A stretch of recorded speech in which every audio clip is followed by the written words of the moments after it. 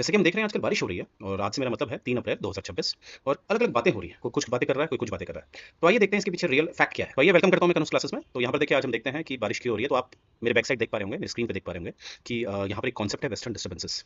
ये western disturbances क्या होता है? देखिए ऐसा है आपको समझना पड़ेगा जेट स्ट्रीम के बारे में और खासकर हमारी कौन सी जेट स्ट्रीम? सब ट्रॉपिकल जेट स्ट्रीम। सब ट्रॉपिकल जेट स्ट्रीम क्या करती है? हमारे पृथ्वी का पूरा चक्कर काटती है, सर्कमफेरेंस और ये एक एटमॉस्फेरिक विंड होती है। एटमॉस्फेरिक विंड से मेरा मतलब है ये एक हाई एल्टीट्यूड में बहती है और इसकी स्पीड बहुत ज़्यादा होती है। It can be between 200 kilometre per hour to 360 kilometre per hour, इससे भी ज़्यादा हो सकती है, ऐसा कुछ नहीं है। और जब ये मूव करती है तो मेंडरिंग करती है और मेंडरिंग करके ये क्या करती है कि नीचे की जो हमारी ग्राउंड एयर होती है उसको सक करती है, राइट? जैसे कि होता है कोई फास्ट मूविंग ट्रेन आपके बगल से निकले तो आपको कहीं ना कहीं पुश करती है। तो सेम यही पैटर्न इसमें होता है, आप अपनी स्क्रीन पे देख पा रहे होंगे।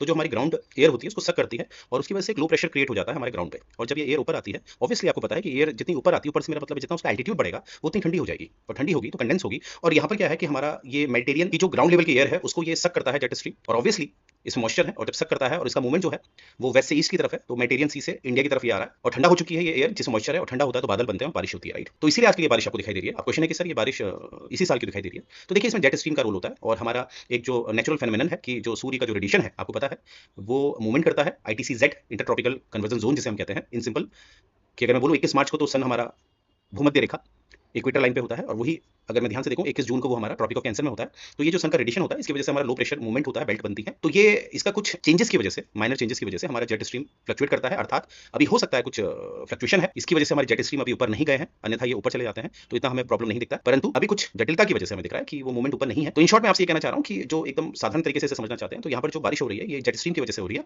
और कुछ समय के बाद जब सन का रेडिएशन हमारे कर्क रेखा की तरफ यानी कि कैंसर की तरफ जो सूर्य आ रहा है तब हमारा जेट स्ट्रीम का मूवमेंट ऊपर हो जाता है, तब ये चीज हमें नहीं दिखाई देती है, राइट? तो ये इसका जो राइट आंसर है वो है आपका due to western disturbances assisted by jet stream. जय हिंद।